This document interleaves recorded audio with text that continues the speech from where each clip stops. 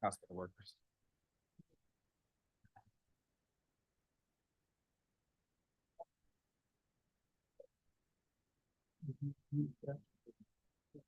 It is possible. It's not, it's not necessarily, it's just like a visual aid. Okay. That's what I'm gonna do. Just show this. It's not on the side. Okay. So you want to just keep the slide up or you want to pull them up when you? Pull them up when it's appropriate. If it's not complicated, it's really not that deep. You know.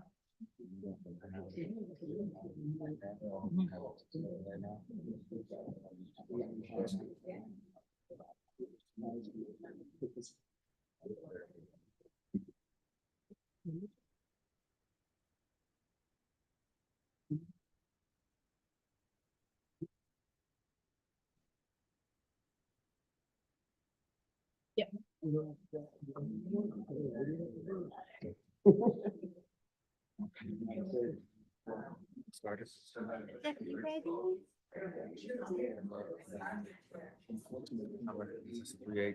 Okay.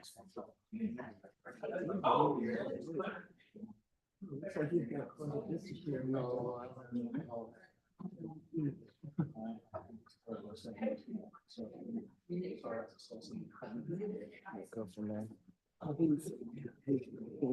Hello, everyone. We'll get started in a couple of minutes. If you didn't get a chance to, there's an amazing exhibit around this room.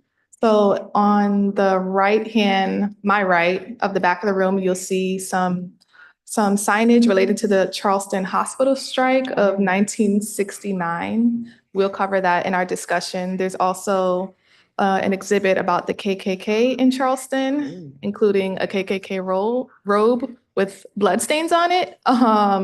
There is also some technology here used to record MLK's visit to Charleston, his speech, as well as some photos here. So please feel free to wander the room as we get set up in these next couple of minutes. Thank you.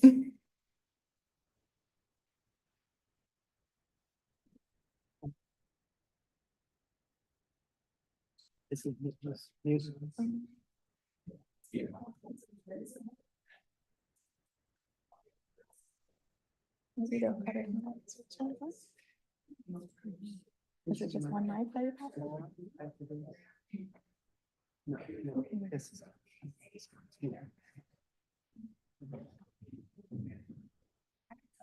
Yeah, that's great.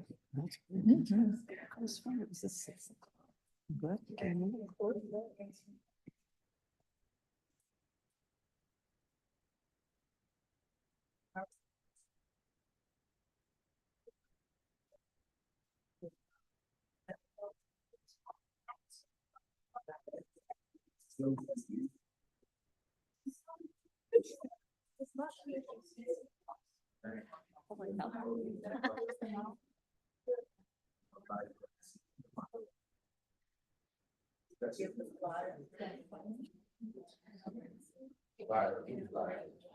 Do we have to meet?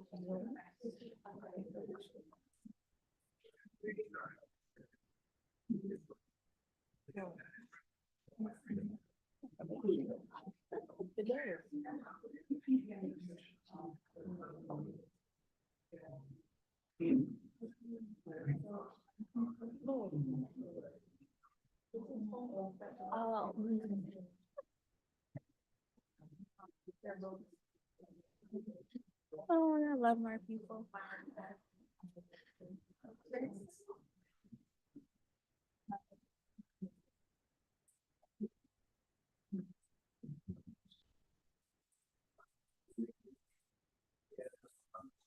Okay, this one or?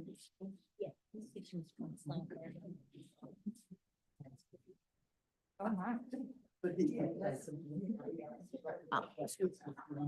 Dr. Dennis, do you want to play the Sloan speech now and then do your? No, that's like once after everyone's introduced and Okay. we get the conversation going. Okay, so I want you to. Okay. Get started? Prolific. Sounds like it. Okay, great. LESTER. I met him in Highland High School. Towards there. You're probably familiar with Kwame Alexander. So yeah, those are the audios, right? Yeah, those are really cool books, Oh, it's just them talking. but especially during the 1940s. Like that's my That would be Augusta Baker. Yes, so if you want to study Charlemagne Rollins, Chicago. Okay, we go ahead and get started. Thank you, everyone, for coming. My name is Aisha Heichel. I'm at Archival Services here at College of Charleston's Avery Research Center for History and Culture. And I am pleased to present to you all today from Factory to Hospital, a history of organized resistance in Charleston. And it is part of one of our programs for this long array of civil rights in Charleston exhibit that Dr. Dennis mentioned earlier. So we have this exhibit up here.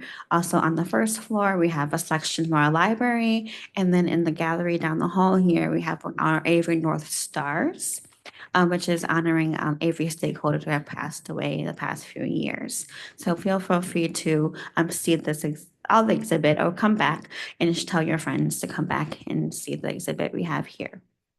So I do come back and do research at reading room as well.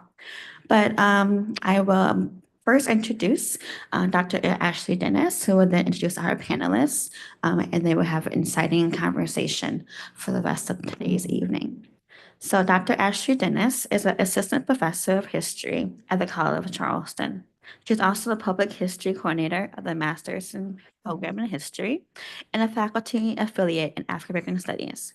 Dr. Dennis is a scholar in African American history, with specialty in Black women's history, history of Black education, and Black intellectual history. Her current book manuscript is titled Intellectual Emancipation, Black Women, Education, and Anti-Blackness in the Age of Jim Crow, which explores how and why Black women teachers, librarians, and authors promoted the study of Black history and culture among children during the mid-20th century. She examines their involvement in debates of book banning, the causes and solutions to racism, the nature of slavery in the United States, and the relationship between Africa and African diaspora. We are so pleased to have here at the College of Charleston and being moderator for today's session. Thank you. Great, thank you so much.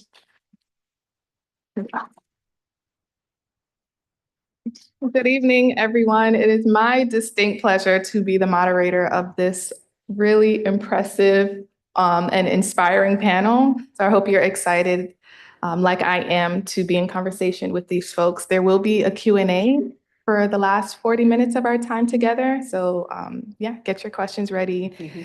So first, I will introduce Miss Minerva King. She was born in Charleston, South Carolina.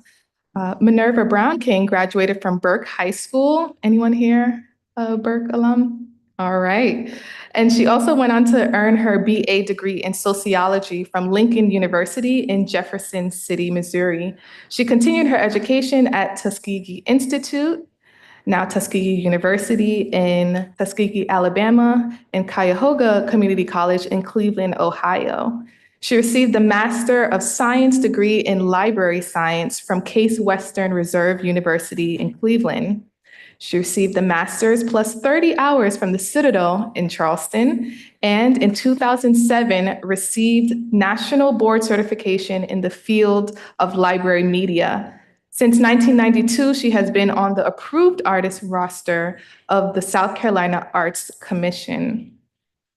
A former social worker and counselor, Ms. King worked as librarian, library manager, library media specialist, and adjunct professor for a total of 35 years. Since 1992, she has devoted herself to the art of storytelling, using this art for educational and entertainment purposes. She now works part-time as a storyteller through the North Charleston Cultural Arts Department and Boone Hall Plantation.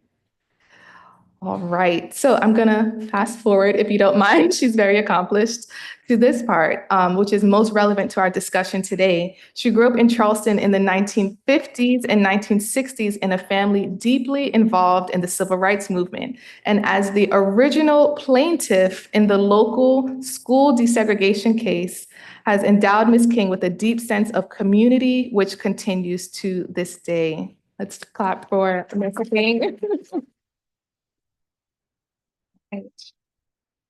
Next, I have Hadith Abdus Samad, or Elder Hadith. Elder Hadith is a Charleston native and lifetime activist beginning in his elementary days. The move to activism was inspired by his family, which we'll talk later today about. In the 1960s, he took part in the March on Washington and the Poor People Campaign. His later work includes working on the Black Development Program and voter registration with Esau Jenkins and Septima Clark. Elder Hadith then moved to working on reparations with Queen Mother Moore. Today, he does outreach and coaching. He is a proud representative of the Gullah Geechee Nation and works to preserve and teach the history of the Low Country. Elder Hadith, thank you.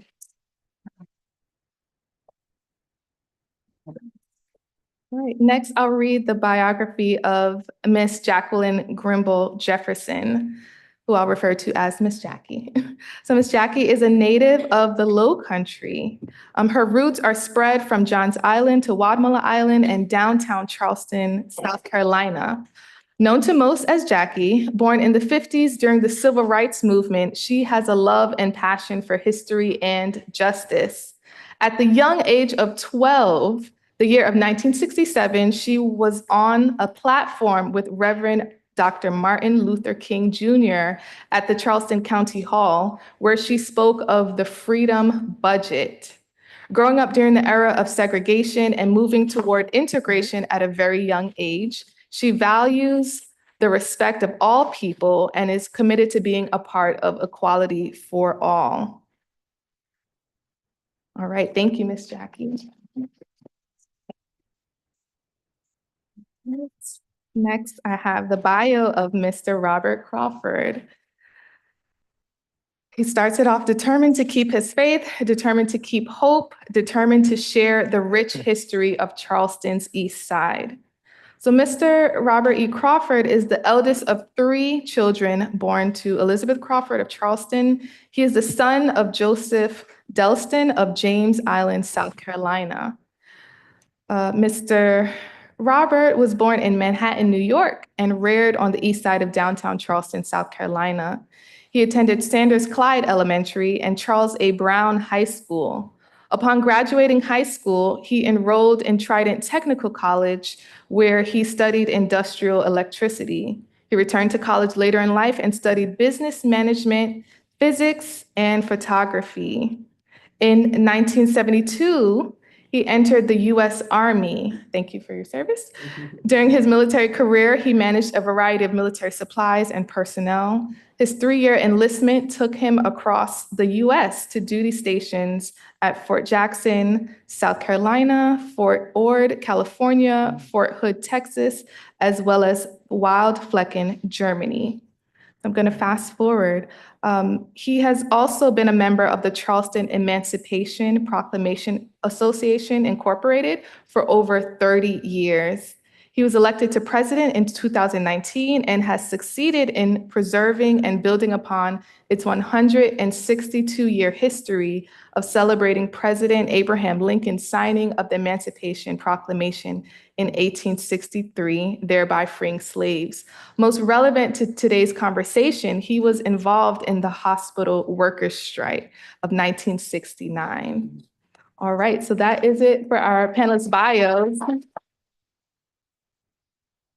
This is sure to be a fascinating conversation. So my first question to you all is, I want you to orient us to historic Charleston. So a lot of the audience members are younger. We have some students in the audience, and they only know Charleston as it exists today, which is very different from the time you were growing up. So for example, my colleague and I walked past the Crest. Today, students know it as H&M, right? But this was a historic building where Black people could not sit down and eat, could not enter and be served. So just reorient us to historic Charleston. For example, what were your favorite places to hang out? Where did you spend the most time? What was it like growing up here? Anyone can start. Well, I'll start. Yes. Oh. This works better, doesn't it? By the way, folks, before I start, I'm just coming in from doing 3 sets at Boone Hall Plantation. I'm also coming in from Savannah, Georgia. And before that, Montgomery, Alabama, and Selma, and a walk across the Pettus Bridge. And before that, 2 wonderful weeks, South Africa, Zimbabwe, and Botswana. I say all that to say this. I'm tired. And I'll try to be as lucid as possible, but please don't think ill of me if I start speaking in tongues before it's all over, okay? All right. Growing up in Charleston in the 1950s was interesting. As my bio says, I am the product of a family that was very much involved in civil rights from the 1940s. We grew up on Ashley Avenue, and I had the distinct pleasure of, and my sisters had the distinct pleasure of growing up with one foot in one part of the community that I guess some would consider middle class. Some would even consider upper middle class. We were members of St. Mark's Episcopal Church, which was considered an elitist church. We were members of Jack and Jill. Mother was a charter member of Delta Sigma Theta sorority. Father was a basileus of Omega Psi Phi fraternity. Mother was a link, and I don't know if that means anything to any of you, but that's one part of our growing up. The other foot was firmly planted in the NAACP. And for that, I am extremely grateful to my parents, because I think it gave us a sense of balance that we would not have had we grown up entirely in one environment or the other. It was interesting. Of course, we grew up in the segregated society then. But we were protected. We were protected by some of those organizations that I mentioned. And at one point, we actually didn't realize that we were second-class citizens until we were confronted by going out into the larger community and not being, and having to, when we wanted to go to the movies, we couldn't sit downstairs where the whites were sitting, had to go upstairs, pay the same fare, rode segregated buses, paid the same fare, but had to sit in the back of the bus. We're not allowed to eat in certain restaurants, in the white restaurants, or any of the white establishments. So I know that may sound a little confusing because some of it was good and some of it was bad. But then in the 1940s, after World War II, and folks came back from the war, and the society started changing, because these men and women had gone over to fight for their country and to die, and unfortunately in some cases, but then came back to this second-class existence, which wasn't fair. So things started changing. Am I answering your question? Okay. Things started, I told you, speaking in tongues. Things started changing, I guess, unofficially. I think people ask me, when did I become actually involved? I think the very first act was in 1955, after having met Rosa Parks at Highlander Folk School in Montego, Tennessee, after she had, done the Montgomery bus deal. And I can remember, again, this is unofficial, in 1955, getting on a bus with my best friend, Leela Potts, who happened to be the daughter of the last principal of the Avery Institute, where we're sitting right now. And we didn't really plan it. We just sort of got on the bus and decided we were going to sit on the first seat. And we did, not knowing what to expect. And I'll never forget the reaction of the bus driver. He had the coldest, steel gray eyes I have ever seen in my life. And he turned around and looked at us and said, "Live dangerously, die young."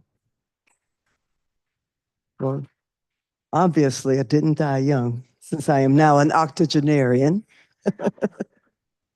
But that's the first incident that I can remember. And then in several years later, in 1959, I was the plaintiff in the local desegregation case. I was a junior in high school, near the end of my junior year at Burke High School. And I can remember going to the Board of Education and being denied. And denied, and denied, and denied. When they realized that I was about to graduate from high school the next year, they purposely dragged their feet. They purposely dragged their feet, and they were going to throw the case out. But you see, they didn't know J. Arthur Brown, my father. He would have told you, if he were here, that he had an ace up his sleeve. Another daughter, Millicent Brown, 4 years my junior. And in 1963, that's how long it took. Now, we're talking about the Supreme Court case in 1954. It took till 1959 just to file the local case. And it took another 4 years, 1963, to implement it. And Millicent and 10 other very brave students were able to desegregate the local, at least 3 of the local schools. So that's just a little bit of my background. Let's let somebody else talk now. Your question was about the city of Charleston, Yes. what it looked like. Yeah. I was born in 1955, and I had the best of both worlds. Growing up on Wadmalaw Island, spending time on Johns Island, and downtown Charleston. I was downtown Charleston because my grandparents had a restaurant. Some called it Little Egypt, some called it the Bridge. We were on Spring Street. At that time in the 60s, Spring Street was African American, from the Ashley River Bridge all the way down till you got to King Street.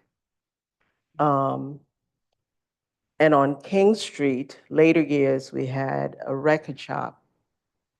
But I reared 2 of my children on King Street in the property on King Street over the record shop.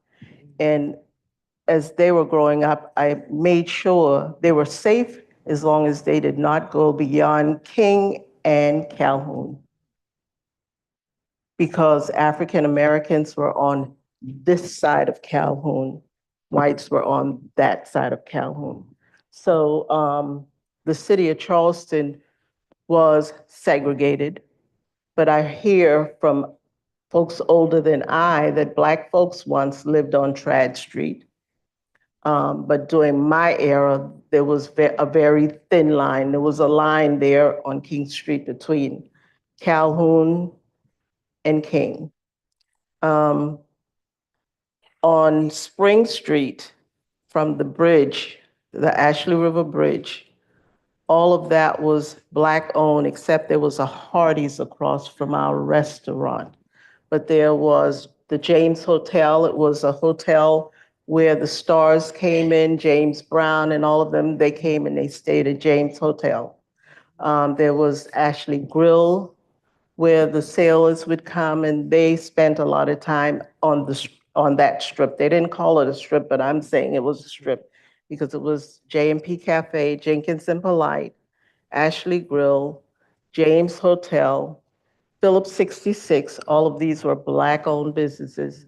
As you go on past Cherry, I think it was called Cherry Street at that time, but it's now Haggard Avenue. Yeah. On the corner there was Ann's Lounge, and you would go on down and you would get into some of the white businesses, the Piggly Wiggly, the Five and Dime store, and another store there.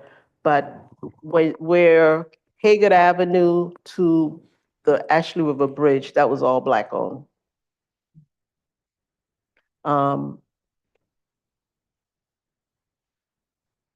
My children grew up not knowing, they grew up during the late 70s, mid 70s, 70s. Only thing they knew about the racism was do not go beyond Calhoun Street. You're free to ride your bike wherever you want, you're safe there, but do not go on Calhoun. I had when I was married, my husband worked at the Citadel, and we lived at the Citadel campus for about 5 to 8 years. And it was a safe place for my girls to live. They could ride around, use all of the facilities there. But it was a headache getting into the gate at night, being asked where you're going. And I would always have to say, I'm going home if you don't mind. That part of it, that's what it was. I am downtown now. I'm holding down the fort on Alway Street because the city of Charleston has completely changed. Alway, Ashton, Spring Street, all of that was predominantly Black. And we are definitely the minority downtown on the west side of Charleston now.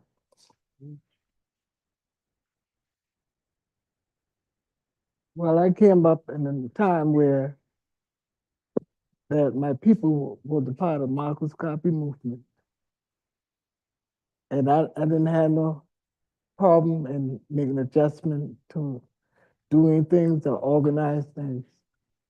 But I meet a whole lot of good people coming up, you know, that elders that teach me the way, you know, teach me how to deal with people, teach me how to respect people, and teach me how to motivate people too.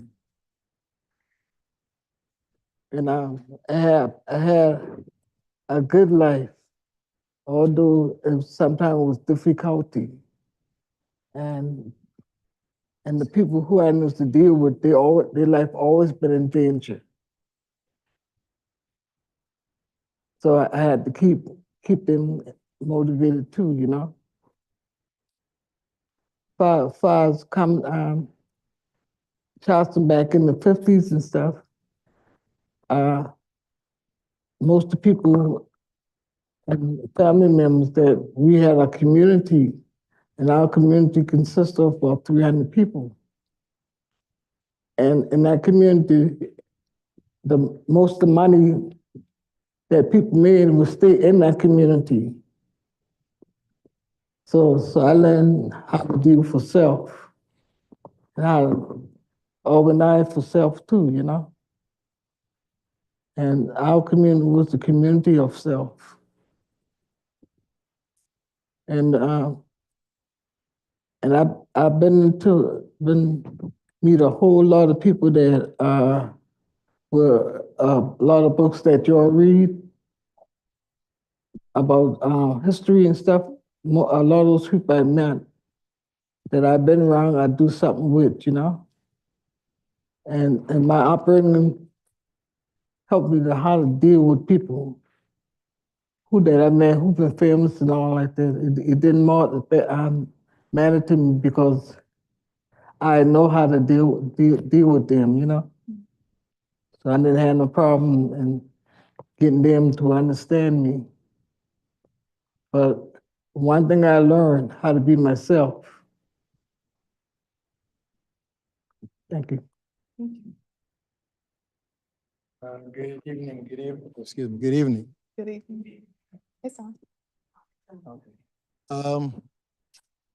My life on memories of the east side of downtown Charleston, totally different from a couple people, especially the rich and famous over here. I grew up on East Bay Street, Lee Street, Lee Street, and America Street projects. I attended Sanders Clyde, as mentioned earlier. We were the group who got to use books. I can remember now, I was born in 1953, so I'm a little bit old too. But and I was fortunate enough that the memories of the East Side, growing up in those projects, was different. Early memories at the age of 3, I remembered how they would, back then they would bring the casket into the house when somebody passed away. My grandmother passed away, so I can remember them shuffling it around to get it inside the living room and put it in the living room, and people would come to your home then to the funerals, at least to the wake, or repast at that time. And it'd be another challenge to get it back out the house as well. And then I look back and I laugh because I remember the early days of going to school at Charles A. Brown, Sanders Clyde first. And we had fun. We had the old crank out windows back there. The ones that you kind of wind out. You all don't know about that. Everybody got air conditioning now. We didn't have air conditioning. We'd crank it up, but living on the east side, we had the advantage of living by the river, pretty much, the Cooper River. So and the Navy Yard was north of us, so we had the opportunities to watch a variety of ships coming in and out of Charleston's harbor. We had the breeze, well, let me share this with you. The city dump was across the street there, before they put that new hotel that's on, not hotel, apartment complex now that's right there off of on East Bay Street, Marston Drive. You know it as Marston Drive. All that was undeveloped area. We would go across the street back in the days and go down and swim. Back, it was a little area back there where you could go swim where you weren't supposed to go, but we would go. Charleston was predominantly Black on the east side. I attended St. Matthew Baptist Church, grew up in the church. Been part of that church family for about 70 years. So that's the only church I really know overall. But I was in the Boy Scouts. I can remember we would have Boy Scout meetings late in the evenings, and oftentimes on the way of getting back home by yourself, there was always that fear of who you would see getting back home to the east side. And I can remember having to run back home because somebody said, you in, and so now I have to get back on the east side quick as I can. And, and this was going down Meeting Street that you know today. So we get back in the projects. Once you're in the projects, you're pretty safe. And our movie theaters, we only had one primary one that I can remember. There were 3 actually in Charleston, but I remember the primary one for us was the Lincoln Theater. For those who remember the Lincoln Theater, it was not the best of conditions. When you walked in there, your feet kind of slushed as you went down the aisle. It was as though it was never cleaned. You didn't want to go use the bathroom, at your own risk. But then at that same time, they would give us a little black and white tickets to go if you behaved well. It was free tickets to go that weekend. So you would be able to attend the movies, and you would see 3 movies for about 50 cents back then. 3 movies. Life was very simple. There were our bakeries. We had on the corner of Line Street, there was a bakery called Roach Bakery. And it was one of the best bakeries in Charleston. Life was simple back then, as you said. Cookies were 2 for a penny. I worked at a grocery store at the age of maybe 10, 11 years old. And I remember being paid 75 cents an hour. It was hard, but it was change in my pocket at that time because I didn't have a father in my home. It was just my mother, who was an incredible woman. She raised 3 kids in the projects. So she had to be extremely tough and smart and hardworking and faithful. So there's a lot more, but for the sake of time, I yield. Okay. Thank you. I think we have been well oriented in historic Charleston. So I would love to give each of you the floor to talk about the monumental civil rights or labor rights movement that you individually were a part of. And we are really short on time, but if we don't get to all of the topics, this is just something to spark conversation. I have the hospital worker strike. A few folks were involved in that. The cigar factory strike. There was King's July 1967 speech here in Charleston, of which I have a clip of you speaking at Miss Jackie at the age of 12. It has been participation in Resurrection City and the movement for reparations with Queen Mother Moore. So I could ask a specific question or just let you take the floor and speak briefly, each about your involvement. Now, for you, Elder Hadith, I especially want you to talk about reparations and Mother Moore, if you would like to start. Okay, back in 67, I was going, leaving C. Brown, going to a prep school called Harlem Prep. And Queen Mother Moore used to come and do lecture at the school. And first of all, I didn't catch on what she was saying about reparation. But once I sit down and talk to her and analyze where she was coming from, I began to have a mindset of reparation and how our ancestors from the South work those fields and stuff and create an economy for America, And so once I began to know them, we created a situation where we created the new Republic of African. They're coming back home. To create environment for reparation. At the time, a lot of people didn't catch on where we was coming from. It take almost 30 years for people to catch on.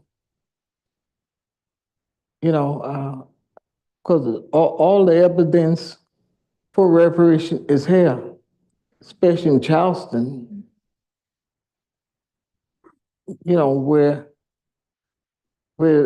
this economy was a big economy. It helps support the whole 13th colony,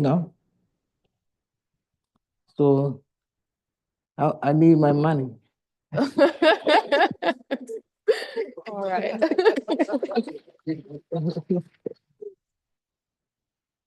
Well, this semester, I'm teaching a course on the struggle for Black reparations. So I'm trying to cultivate the next generation to continue the fight for reparations. So thank you for the contribution that you have made. All right. Yeah, but under the international human rights law that the Galatian Nation is government is under, that we probably be the first to get reparation, you know, because we register internationally, you know. He must, the name that I have is, is, is, is part of the Galageechee Nation. Not part, although I'm American, but my name is part of a nation, not just the United States nation, but a real nation. Okay. Thank you. Ms. Bumble. Um, I say I'm a Jim Crow baby boomer. And today I was writing down dates that were significant in my life. The year I was born, Emmett, I'm just gonna rattle off dates and situations. The year I was born, Emmett Till was killed. He was lynched, mutilated, and shot. In 1963, I was 8 years old when Medgar Evans was shot outside his home. Same year, John F. Kennedy was assassinated. It's 3 assassinations before my 8th birthday.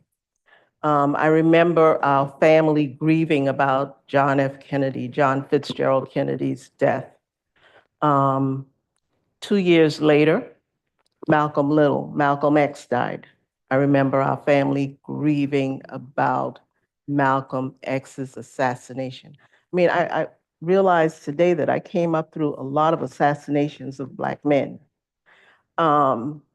Then in 1967, Dr. King came to Charleston, and because of my grandfather, Esau Jenkins, I was told, told that needed me to speak on the freedom budget. And I recognized from the freedom budget that that's what led me in my works in later years. But I'm going back to the assassinations because in 1968, the year after I met Dr. King face to face and him visiting the island as well, Dr. King was assassinated. April 4th, 1968, I was 13 then. Then shortly after Dr. King, a few months, Robert Francis Kennedy was assassinated. And I thought, my God. Then in 1969, it was the nurses' strike. I was involved along with my aunt. We were not examples, but we were examples because integration had started during that time, and we were going to the High School of Charleston, which was later called Charleston High, which is no longer in existence. But we were a part of the nurses' strike. We took it upon ourselves to go one day instead of going to class. We'd go and get involved with the strike because this is all we knew was the struggle, the struggle. And then in 72, when my grandfather died, that was another death of a Black man that was for justice and love and the history of our people. So I don't know where else to go with that other than I grew up in a life full of pain. But I do know that love is progress, hate is expensive. I do know that. And I do know that injustice anywhere is a threat to justice everywhere. And then the last thing is that Malcolm X said, history is a people's memory. And without memory, man is demoted to its lowest level as an animal. So, you know, I could be a very angry Black woman, as some would say, but that I'm not. I'm full of love, but I'm not going to forget where I've come from. It's beautiful. Thank you.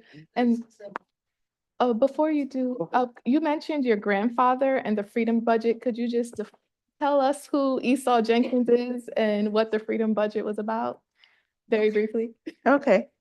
Esau Jenkins was my grandfather. Esau and Janie Jenkins, and I grew up under them. They had business on Spring Street and King Street, and we grew up in the business. My grandmother was my professor of business administration. My grandfather was the professor of equality for all. Growing up, we didn't see color because whites, blacks were always around working for justice. So Esau Jenkins, you can Google him. There are places named after him. He was a part of civil rights movement, Septima Clark, Martin Luther King, Bernice Robinson. They were pioneers. And so I was asked or told that I would do the Freedom Budget speech.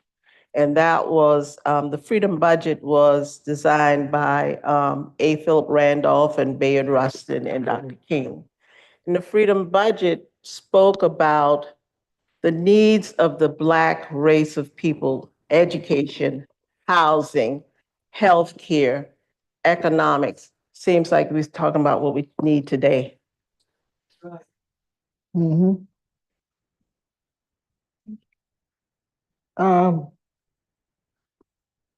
Like when King came through 63, no, 67, that he stayed on the east side to the Felder House, because a lot of time, once he came in as a young student with some other, we had Jackson Street Panther, where we deal with security when they come in town.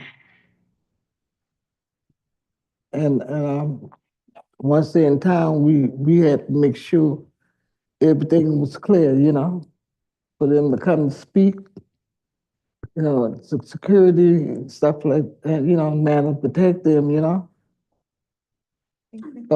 Far as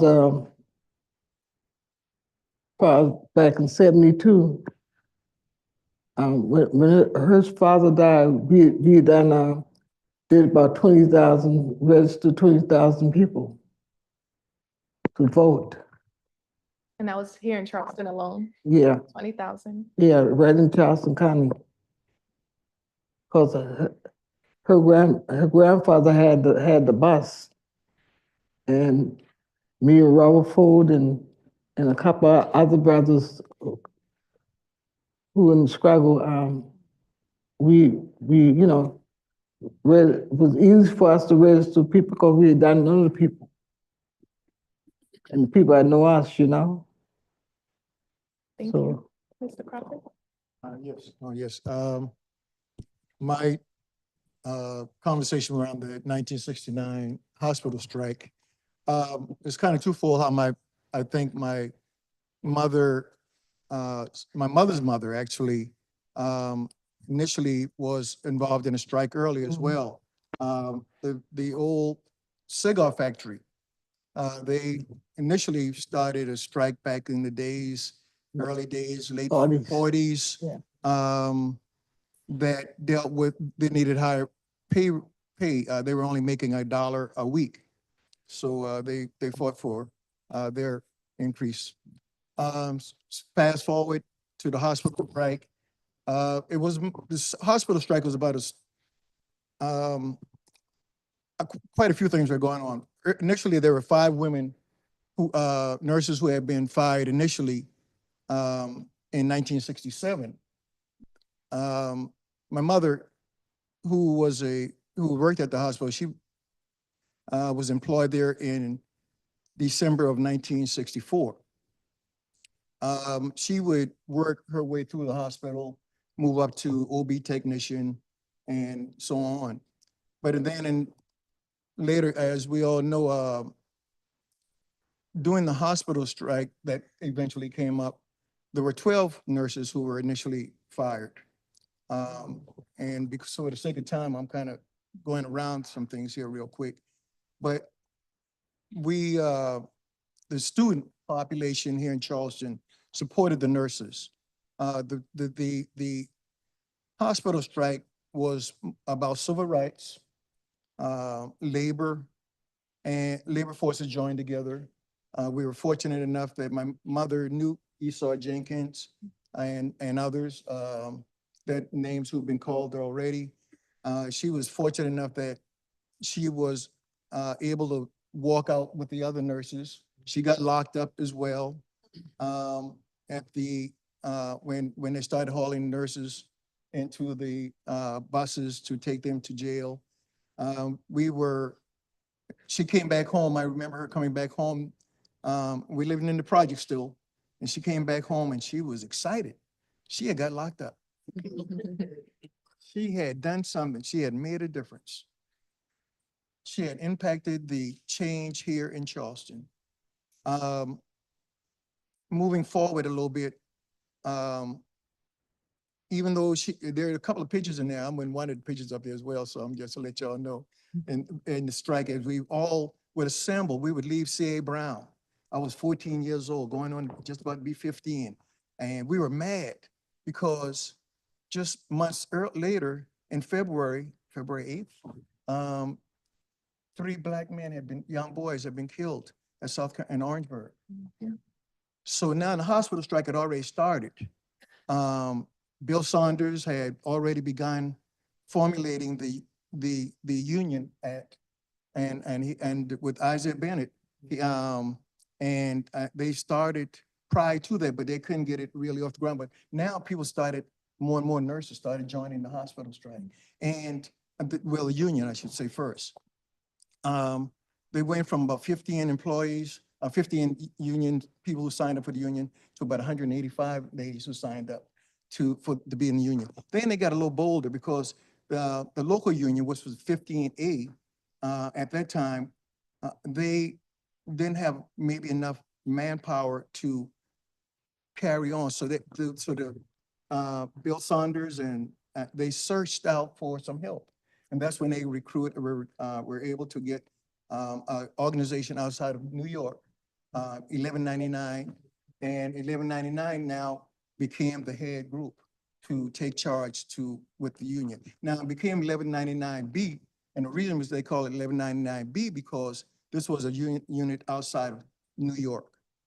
So this was the first time they had this group here in Charleston. So they began building from there. And so like I said earlier, we would, kids of all ages, young men, Jackson Street Panthers, a variety of people supported, doctors, nurses, not doctors, but most of the Jewish community, preachers, priests. They supported the nurses' strike, and that helped motivate and change the way things were in Charleston.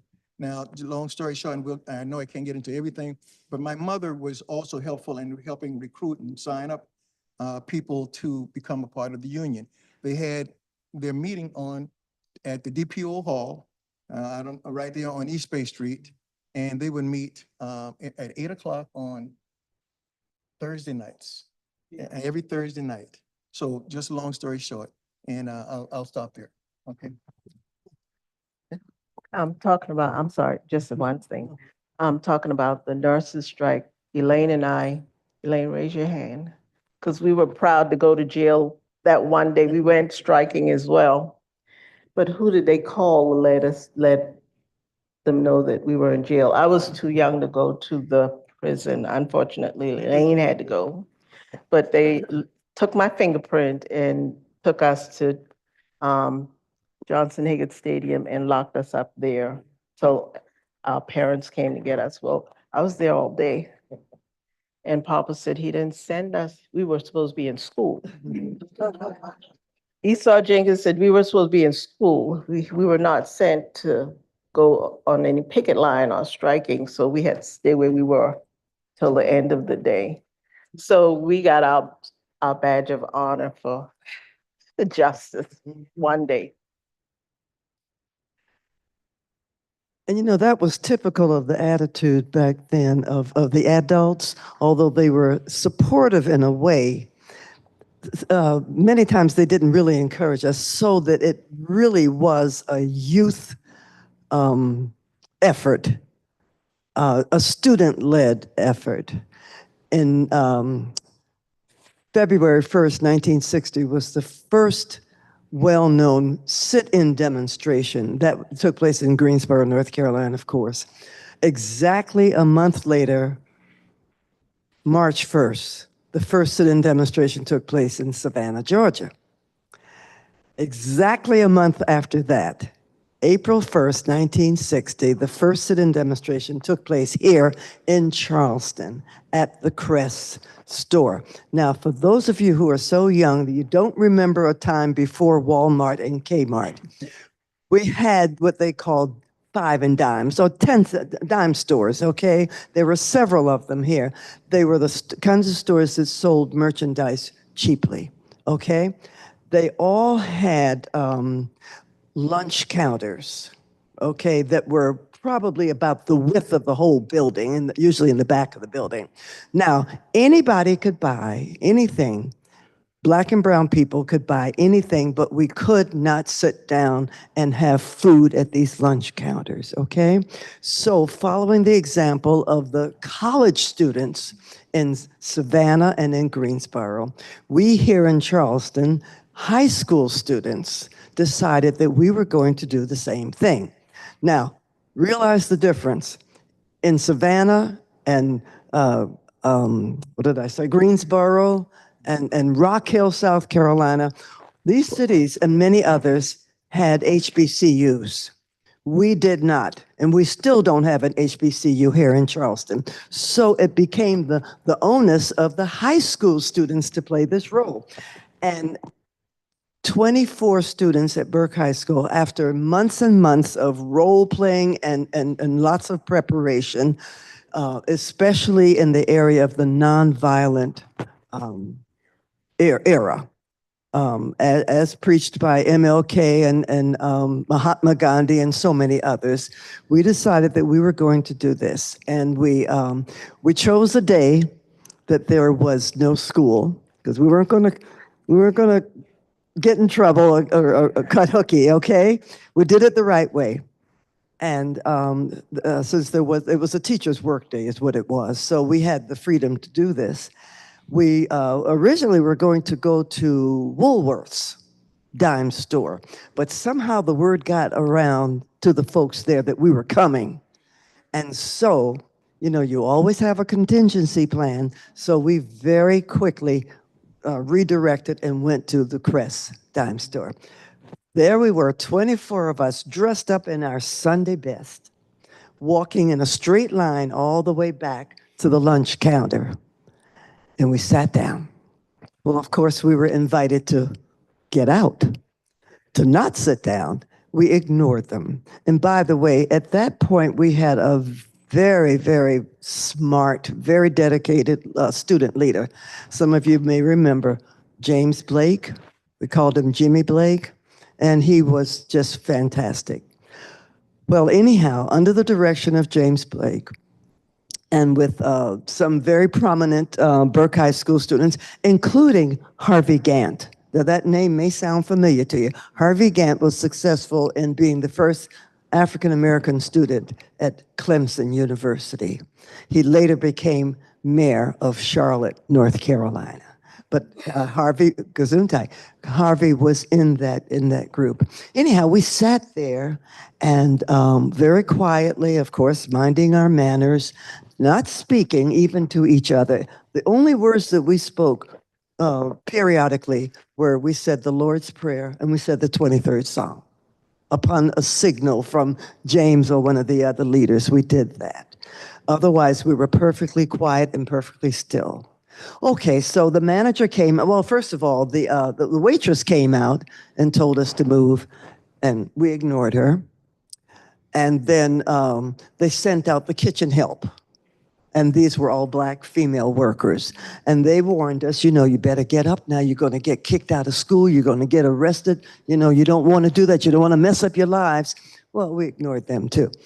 And then the manager came out. And prior to that, however, when we sat down, there were several stools that were not occupied. So the manager had someone come out and remove the tops of the stools so that nobody else could join us. Okay, so there we were sitting and praying and being perfect ladies and gentlemen. And then the waitress came out and proceeded to pour ammonia on the counter. Now, I don't know if any of you have had the experience of cleaning with ammonia. It's not pleasant. Makes you tear, your eyes and your nose tear, and it was not pleasant at all. We didn't move. We didn't even react to that. We didn't move. And so finally, the manager came out and told us that there was a bomb planted in the store. Now, let me just tell you, I've described the lunch counter. It's the width of the store. And there's a mirror facing the lunch counter that's also the width of the store. We're looking into this mirror, and we can see people milling around, customers, workers, everybody milling around. So we had the good sense to know there's no bomb there. So we sat there. We sat for 5.5 hours at that lunch counter.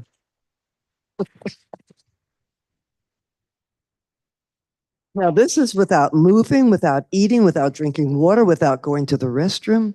Finally, the police chief, who at that time was Chief Kelly, William Kelly, a very moderate chief compared to some of the others in some of the other cities like Birmingham and so forth.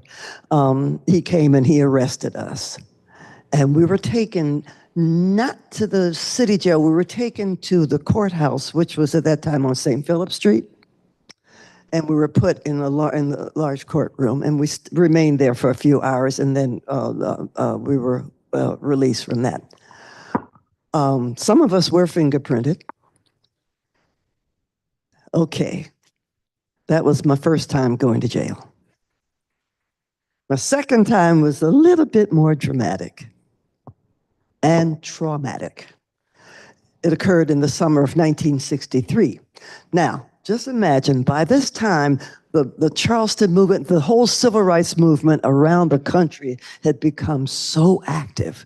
I mean, we were fighting Jim Crow in not just the schools, but also public accommodations, restaurants, theaters, county parks, state parks, the beaches, which were segregated at that time. Black folks couldn't go to Folly Beach, okay? All right?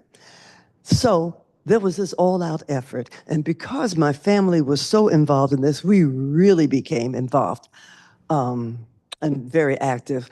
My grandmother, who was in her 60s at the time, was arrested for trying to desegregate the Francis Marion Hotel. My mother and 3 of her friends came very close to being arrested for trying to do the same thing. By the way, one of those friends was Ruby Cornwell, prominent citizen, for trying to desegregate the Fort Sumter Hotel. Okay? All right. Along the same time, by that time, my father was originally local president of the NAACP for 5 years. And then after that, he became state president for 5 years. Okay, so he was the target of some of these hate groups. And I can vividly remember at least twice waking up in the middle of the night and the Ku Klux Klan was burning a cross in front of our house. Now, pretty young child, and my sisters, we were young at that time. And you might be wondering, were we afraid, or, did we panic? Not at all. Not at all. And I think the reason we didn't was that our parents were so calm about it and they showed no fear. And therefore, we adopted that same attitude. In fact, we even joked about it. We said, look at them, because they actually had the sheets on. And we made jokes about, they better take those sheets home and put them on their beds. They probably need them there, But anyhow, 1963. Every night, things that reached such a feverish pitch. We had mass meetings throughout the city of Charleston, primarily in Emmanuel AME Church, Ebenezer AME Church, Morris Street Baptist Church, Calvary Baptist as well. Any others can you think of? Yes. Okay. All right. Well, these mass meetings had a dual purpose. First of all, they kept people informed about the movement, what was happening. Okay. For example, at this point, we had a huge boycott. We were not shopping on King Street at all. We said, you're not going to take our money where we're not going to be respected. You won't hire us. You won't let us try your clothes on. You won't let us sit at your lunch counter. Well, then we don't need to support you. And we didn't. That boycott lasted about 5 years. Okay? And this time of year, I always think about it because it was a big thing in Charleston, especially in the Black community. People bought Easter clothes. You had to have new Easter outfits, right? We went without Easter outfits for 5 years and did not miss it. Okay? But anyhow, in the summer, midsummer, now by this time I have graduated from high school. I'm in school in Missouri, in college, but coming home for the summer. In mid-July, one of the major churches was St. Luke's AME Church on St. Philip Street. We decided after this mass meeting, oh, wait a minute, I'm sorry, I'm sort of jumping around. I was telling you the two purposes of the mass meetings. One was to spread information. The other was to keep the spirit of the people up with the singing and the speeches and so forth. Okay, and it really was very, very effective. Well, back in those days, we had a newspaper. We had two newspapers, the Charleston News and Courier, which was so racist, so slanted that we really called it the Newsless Courier. And we had the Charleston Evening Post. Well, the Newsless Courier had this very bad habit of misrepresenting us, our whole movement. When we had mass meetings, we'd have maybe 400 or 500 people at the meetings. But in the next day in the newspaper, it'd say, oh, there were 50 people there. So we decided after this mass meeting at St. Luke's that we were going to do a protest march down to the Newsless Courier building. And we did that. Huge, huge. Okay. Somewhere along the way, and of course it was totally nonviolent, okay? Somewhere along the way, it was said that a rock was thrown at one of the policemen. Okay. Okay. Of course, if it happened at all, it certainly wasn't one in our group, okay? Mhm. All right, so they started arresting us. Now, my older sister, Jonelle, who was at that point state youth president of the NAACP in Greensboro, North Carolina, where she was a student at Bennett College. Oh, somebody mentioned, I think it was you, Jackie, about getting arrested and being a badge of courage. Yeah. Everybody wanted to get arrested, you know? Okay. And my sister had narrowly missed being arrested several times. And she said, oh, I think it's going to happen this time. My mother was even at that march. My mother was at that march. My sister, Jonelle, classmate of Al, turned to my mother to give her her umbrella, said, please hold this for me. And when she did that, they passed right by her. She was so upset and so hurt. But guess what? Guess who they got? Me. Okay. So they put us on a bus. No, paddy wagon, I'm sorry? like a Paddy paddy wagon. wagon. Well, it was a converted bus. It was I a know. bus that was once belonged to the school Yeah, system, but, but been converted, okay? But And that's what they were using. I know, but we did, Uh-huh. well, Melissa and them get locked up. We get locked up too, but we kick the back door and haul to Okay, the wait a minute, right here. Right here. You're stepping on my toes there. There were, so we got on this bus, okay? But you know how young fellas will be kind of mischievous? Yeah. They discovered that the lock, the back of the bus was left unlocked. Mm-hmm. So what they did was they ran out the back of the bus. Now, are you thinking maybe they went home? Uh-uh. They came around to the front where they got arrested again. And some of them did it a third time. Yeah. Just came around. Yeah, and And finally, the police realized, oh, Oh, these guys look familiar, you know? So they locked the bus and they took us to the old jail. I think it's still in existence. It's probably a museum. Yeah. The city jail at the foot of what was then the Grace Memorial Bridge, yeah. okay, connecting Charleston with Mount Pleasant. And they called it the Sea Breeze Hotel. Mm-hmm. The it was awful. It was built in the 1800s. It was ancient. It wasn't air conditioned. It was horrible. 31 of us were arrested and put there. They put all the boys in one cell, all the girls in the other. Okay? There was a guy there, one of the attendants, who just loved to see the girls undressed. And he always managed to come at that time of the evening when we had taken our dresses off. Okay? I even remembered his name. Should I? Yeah.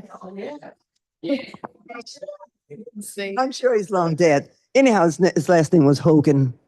I'll never forget him. Well, anyhow, that was an interesting experience. I had with me, I don't know why they let me keep my purse, but I had with me in my purse a copy of that's Septima Clark's first book titled Ready from Within. And I read that book from cover to cover. And I am convinced to this day that helped get me through that experience. Can I just explain to you how they fed us? In the morning, we had coarse yellow cold grits, fatback bacon, what they used to call butts meat. Yeah, Butts meat. Nothing but fat and a little thin line. Okay, couldn't eat that, all right? For lunch, we had pork and beans, no meat, no salad, no vegetables, and some cold, hard biscuits that you could probably bowl with. They were so hard, okay? For dinner, same thing. Same thing. I got to tell you, by the time I got out of there, I had lost about 10 pounds because I couldn't eat that. I drank water and I ate I think bread. They gave us bread with something, yeah. And that was my existence. But you know what? Our spirit was so high. Oh, we were so happy that we were doing this thing and really making a difference. Okay? Mm-hmm. We were there for 4 days, 4 nights. Yeah. Can you imagine 15 girls in a cell about the size of, about, Not the size. But oh no, not half. not half. No. Right here to right there. Thank you. That's Yeah. just about right. Okay. Yeah, All right. One toilet, of course. Mm-hmm. Okay. We slept on the floor. But we were some happy campers. We really were. So after 4 days, we were let out. NAACP paid for us to get out. Okay. Now, you think we went home then? We went to the next mass meeting and we stayed there the whole time. And we were recognized as heroes that night. Yeah. My poor family was so scared. They didn't know what had happened to me at first. And I was just reading this, sound like I'm plugging it, but I'm not. My sister's book, Another Sojourner Looking for Truth by Miller. And I was just reading a section there prior to the program tonight where she said I didn't realize that she was so scared and she cried when she saw me. According to her, it looked like I'd lost about 20 pounds. Uh-huh. And she cried because she was just that worried about her sister. Well, that was probably the end of my formal um, experience, because the next year, of course, 1964, the Civil Rights Act was passed, and then the year after that, the Voting Rights Act. So we had that legal action to protect us. And with that, as I said, not just the desegregation of schools, but also public facilities everywhere, okay? I am still involved in civil rights. We don't necessarily call it that. I am very much involved in an organization, some of you perhaps know it, the Charleston Area Justice Ministry, Cajun. okay, CAJM. Which is and I won't take the time now, but if you want to hear about CAJM, I'm always willing to talk about it and always willing to have folks participate. It's a faith-based organization made of just about every Christian denomination around, one of the largest, if not the largest, synagogue, and both the Charleston and the North Charleston Mosque. It is the one organization in this community that has really, really brought about a difference. So I'll give you a card and you can call me up and we'll talk about it, okay? All right. So Okay, I'm we just are- gonna say, still involved, but one thing I just wanna mention, I tell people this. You can legislate behavior, which is what happened with the Civil Rights and Voting Rights Acts, but you cannot legislate attitudes. And ladies and gentlemen, this is, I do believe, why we find ourselves in the position that we're in now. The laws changed, the attitudes didn't. The white supremacy remained The and Sam. still remains. The Sam. So I've just shared some with you. And I'd be glad to share some more afterwards if you'd like. Okay, let's let somebody else talk now. Question. So in lieu of a traditional Q&A, I will encourage you all to approach our panelists individually after this event and share your questions there. But I want to thank you so much for your time, your expertise. I know people are brimming with questions about suggestions for today and living in this moment. If I don't want to speak for you, but if I could summarize that in one word, I would say it is resist. If you feel differently, please share after the formal conclusion of this. So thank you so much for your time and for all that you've done for us. Thank you. Thank you. Thank you.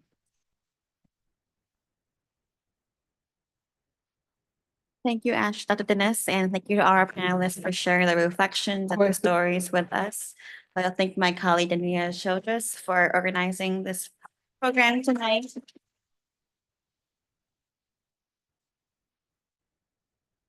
All the other Avery staff that is still here, Dr. Butler, Dr. Georgette, Whitney, and Nate. Thank you all for your efforts and initiatives. And Paul, a student, yes.